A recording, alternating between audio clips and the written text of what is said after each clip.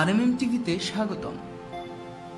মহিলারা ছলনাময়ী বলেন পুরুষেরা, আবার সেই ছলনায় পাও গলান ছেলেরা।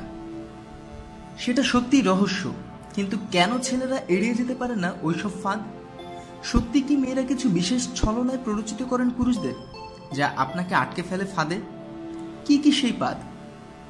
সেখানে পড়ে আপনার সোনার জীবনটা নষ্ট হয়ে যেতে পারে। চলুন জেনে নেই সেই ফাঁদ সম্পর্কে। মেয়েরা জানে একজন পুরুষকে ফাঁদে ফেলার জন্য 2 ফোঁটা চোখের জলই যথেষ্ট। একটু বেশি হলে তো কথাই নেই। খুব কঠিন পুরুষও গলে জল হয়ে যান, নারীর চোখের জলকে অবহেলা করতে পারেন না।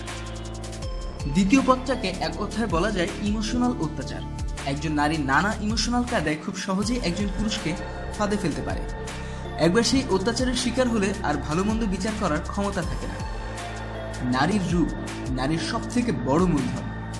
একজন পুরুষের মন ভোলাতে এর চেয়ে ভালো অস্ত্র আর কি হতে পারে? সুন্দরী নারীর রূপের ফাঁদে পা দেবেন না এমন পুরুষের সংখ্যা হাতে গুনে বলা যায়।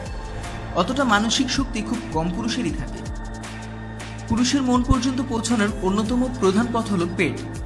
পেট হয়ে মন ছোঁয়া কঠিন নয়, আর অনেক পুরুষই নারীর এই ফাঁদে পা দিয়ে ফেলেন। একবার ফাঁদে পড়লে আর বের হতে পারেন না, শেষটা কোথায় তা জানতেও পারেন না। মেয়েদের মোক্ষম ফাঁদে আরেকটি হলো ছলনা, যা হয় একটু ইঙ্গিতময় কথাবার্তা, একটু হাসি ঠাট্টার। যে ফাঁদে পড়ে আপনার মোক্ষম সময় নষ্ট হয়ে যাবে।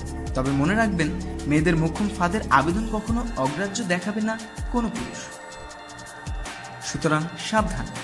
পৃথিবীর রকমারি খোঁজখবরের জন্য সাবস্ক্রাইব করুন এবং আরএমএম টিভির সঙ্গে থাকুন। ধন্যবাদ।